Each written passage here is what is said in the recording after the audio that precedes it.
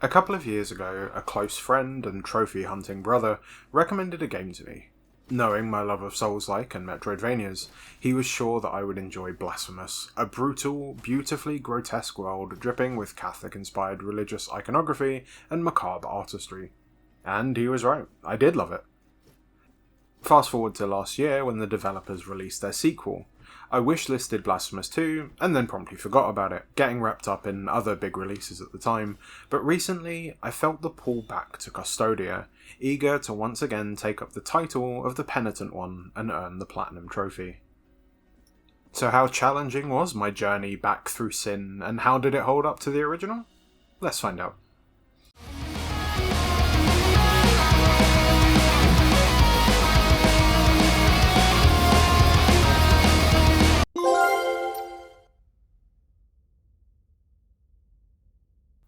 In Blasphemous 2, you reprise your role as the Penitent One, a silent warrior with an impressively imposing pointy hat. Set millennia after the events of the first game, the grievous miracle, an unknowable godlike force that plagued the game, has returned, and it's up to you to end it once again. True to Metroidvania form, you will be platforming, hunting secrets, and exsanguinating countless twisted creatures along the way. When it comes to the art of massacring your foes, Blasphemous 2 is a nice improvement on the first game. When you first load up the game and get out of your coffin, you are given a choice of 3 weapons: a slow, heavy-hitting flail on a chain called Veredicto, the lightning-fast but less impactful rapier and dagger combo of Sarmiento and Centella, or the sword that sits in between the two, Ruego Alba. These weapons all have individual upgrade trees and different styles of play, and although you only start with the one that you chose at the start of the game, you quickly unlock the remaining 2 as you progress through the game's dungeons. This is one of the biggest improvements Blasphemous 2 has over its predecessor, and that is that it gives you more options. Once you've found the other weapons, you can cycle between them with just the press of a button. Although they don't really combo together the way something like Devil May Cry lets you do, it does give you a lot of freedom in how you decide to tackle a boss or many of the enemies roaming around. If one of the enemies is moving around a lot, then switching to Veredicto with its increased range might be the way forward. Switching between weapons to maximise your damage between dodges and looking for opportunities to strike back feels really rewarding once you've got the hang of it. You also find many spells that you can cast in battle, and these fall into 2 categories. The first of these are chants, which are longer spells that take a short time to cast and can be interrupted. These do more damage, but often require a riskier approach, or waiting until the enemy has decided to stand still for a second. The other type are quick verses, which are instant casts, but offer less damaging effects in return. There are a ton of these in the game that do different things, and you can have one chant and one quick verse set at any time. It's a brilliant thing to offer these options, and they are fun to use. It's just a shame that I rarely felt incentivized to use the chants over the quick verses, apart from in a few specific scenarios. It always felt like the better option was to use the less costly and, more importantly, quicker spell, and follow that up with a series of weapon strikes.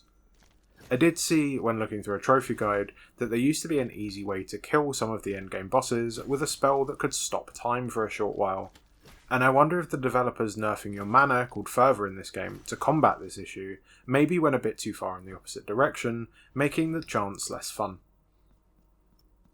The last items in the Penitent One's arsenal are your equipables. Most of these are rosary beads, which you start off only being able to have 1 equipped. You do unlock more as you progress by finding hidden items, and these beads that you equip all offer different defensive bonuses to the varying damage types the enemies can use, and are fairly simple to understand. The other, more interesting option you have though are the altarpieces. These are small wooden statues that you can equip that offer diverse small boosts. These effects include something simple like boosting damage to one of your weapons, or increasing your healing flask potency, or boosting the damage of your prayers. By the time you finish the game 100%, you will have unlocked 8 of these slots, and they're the main kind of build crafting the game offers. What makes these so useful and interesting though are the resonance effects. The altar these pieces are equipped to, when fully upgraded, have 8 slots, which are split into 4 pairs, and when you equip specific statuettes in a pair, they will offer a bonus effect called a resonance. Some of these are very simple, like a stacking bonus to a specific weapon's damage on top of the bonus that you already have from the statue. to much more exciting offerings like creating small bolts of lightning around you when you dodge, or massively boosting your damage if your guilt level is high. But again, despite there being so many combinations and resonances that you can get, it felt like some were so good you definitely had to use them, while others were so underwhelming they felt like trap options. This feeling of having many options but only one of them being the right one was actually something that I started feeling pretty early on in the game. When I got to pick my weapon at the start, I picked the giant flail, Veredicto, because why would you not? The weapon was slow, but it did the most damage and it had the longest reach. It can also be set on fire for extra damage, and it regenerates your fervor when you hit things with it. It's very cool. After unlocking the other two weapons though, it felt like they were never quite good enough to keep up with my flaming flail, and when I was struggling with an enemy or boss using one of the other weapons, I would just switch back and the problem would go away. It wasn't until much later in the upgrade trees that I actually started to feel the benefits of the other weapons. Ruego Alba is an aerial combo machine, and actually overtook Veredicto as my go-to weapon for flying enemies. Sarmiento and Santala went from feeling weak and unhelpful to being my main weapon of choice against slower enemies. Maybe I would have felt a bit differently if I'd picked one of the other weapons to start with, but I feel like maybe some of the upgrades should have been available straight away to make the other two weapons, particularly Sarmiento, feel a lot better. The weapons themselves are not just tools for punishing sinners, however. Oh no, they are also a core part of the way the game deals with traversal, and this was something I really enjoyed about Blasphemous 2. As you progress through the game, the Penitent one unlocks a handful of traversal upgrades, pretty typical to Metroidvanias. You know the ones, a double jump, an aerial dash, the ability to cling to walls, that sort of thing. Unlike Blasphemous 1, the sequel uses these abilities to great effect to provide platforming puzzles and challenges, but the addition of obstacles that can only be breached by certain weapons add a lot to these puzzles. These obstacles are met pretty early on too, and depending on the weapon that you started with, can change certain things about the route you take through the game. Obviously, main pathways are blocked by things like large gaps too far to jump over, or high walls with no way to climb them to stop you getting too far ahead of yourself, but you may find small secrets that you can get early on if you had picked up Sarmiento, which lets you teleport a small distance when you strike statues of angels holding mirrors instead of Veredicto. As you progress, the game hides things behind combinations of these weapons too. You might need to hit a bell with Veredicto, which will create a platform for you to jump up, to reach a teleporting mirror with Sarmiento, and then as you're falling, switch to Ruego Alba to do a slam down attack, destroying a cursed wall. The platforming in Blasphemous 2 overall never felt particularly challenging or punishing, and often the cost of failure was just having to walk back and try again, rather than dying or something. Despite this though, it was always fun when you had to combine all of the abilities you had obtained to find a hidden Cherubo spell. One of my favourite things about Blasphemous, and Blasphemous 2, is how it looks. The pixel art as you run around it is gorgeous, and the look and feel of the world that you move through is so detailed and twisted. The locales are full of ruin and decay, and the enemies that stand in your way are monstrous and beautifully animated when they attack. The NPCs, especially the ones that offer you side quests, are grotesquely twisted creatures, malformed by the blessings of the Great Miracle, and the bosses. Oh, the bosses range from the beautiful to the horrific. While I don't think the bosses ever hit the high of some of Blasphemous 1's, like Our Lady of the Charred Visage or Exposito, there are some incredible designs in this game. My favourites were Benedicta of the Endless Orison and Affilior. These weren't necessarily the fights I had the most trouble with, but they were the fights that I thought had the coolest mechanics or the coolest boss appearances. Speaking of bosses, although I did struggle against some of them, with a few taking me a couple of hours to beat, the rest of the game felt surprisingly forgiving. Unlike other Souls-likes, you don't lose a currency if you die, you gain guilt instead, dropping a small ghostly visage of the Penitent one where you fell. This guilt reduces your fervor bar, which limits your ability to cast chants and verses. You gain most of this back if you pick up your ghost where you died, but like in any good Catholic, some guilt remains. Die too often and your fervor bar will shrink to an unusable degree.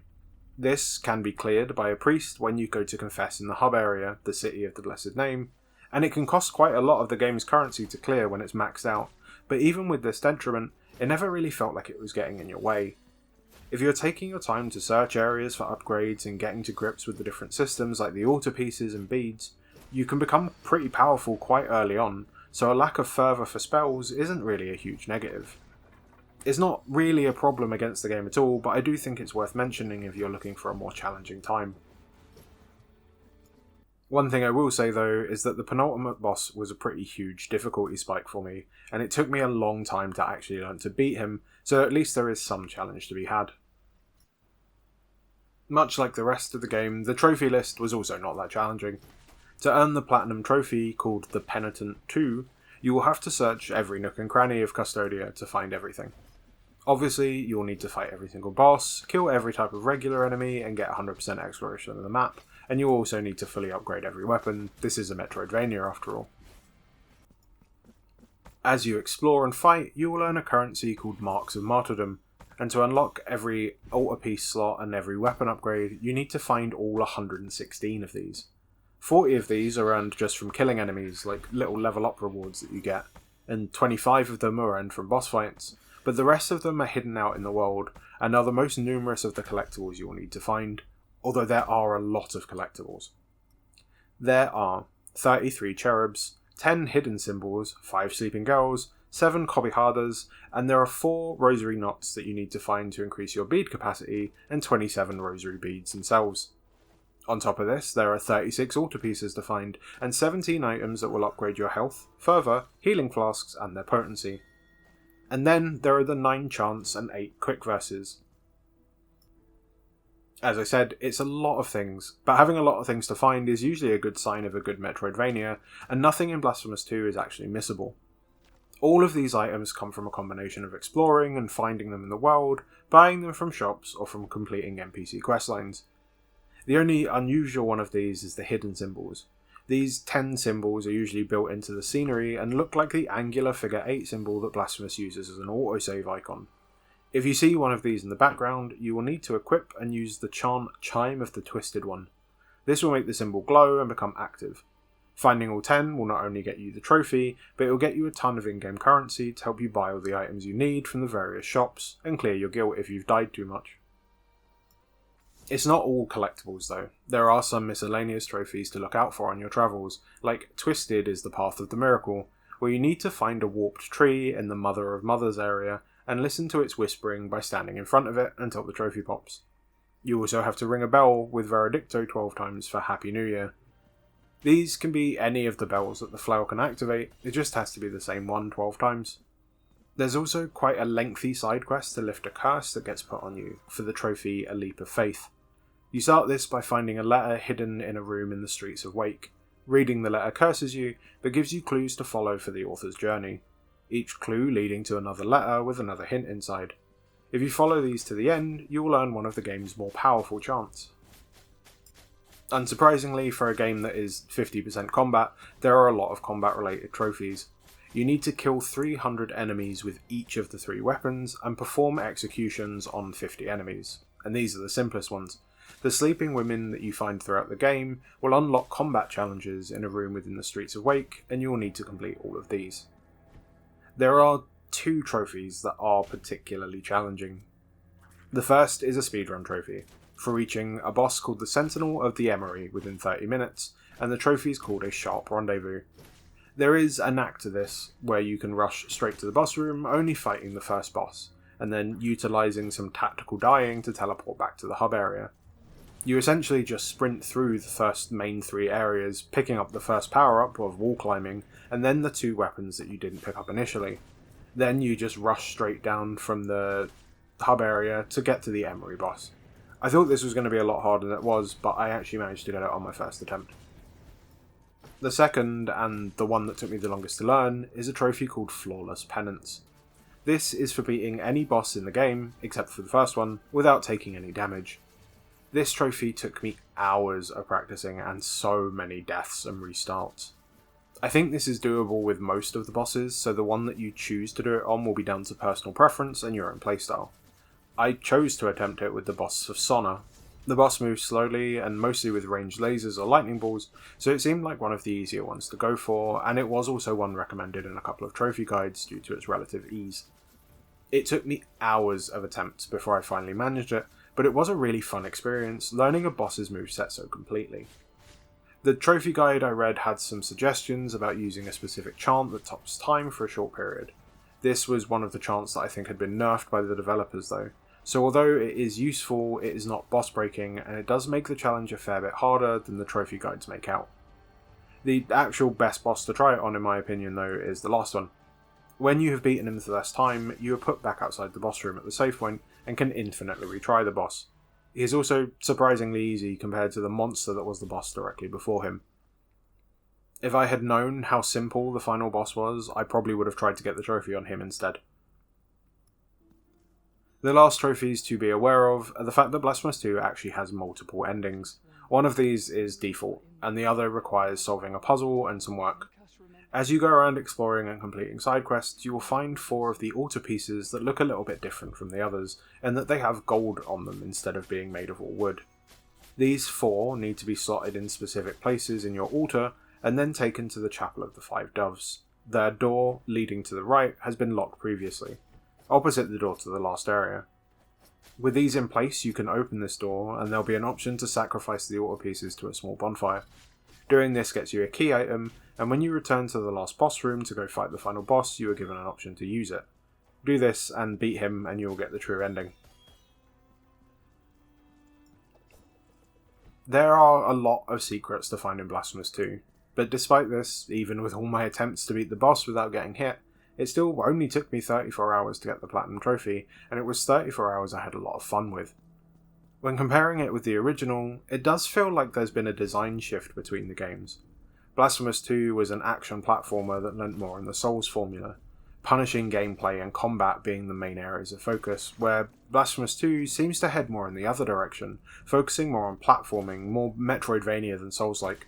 And I'm not saying this is a bad thing by any stretch, it's just a bit of a difference in design choice, and it honestly leaves me unsure of which one I prefer, so my advice would be, play them both. They're both great. I did feel, however, like there was a small step down from the first one in atmosphere and lore, with the world feeling less bleak and macabre.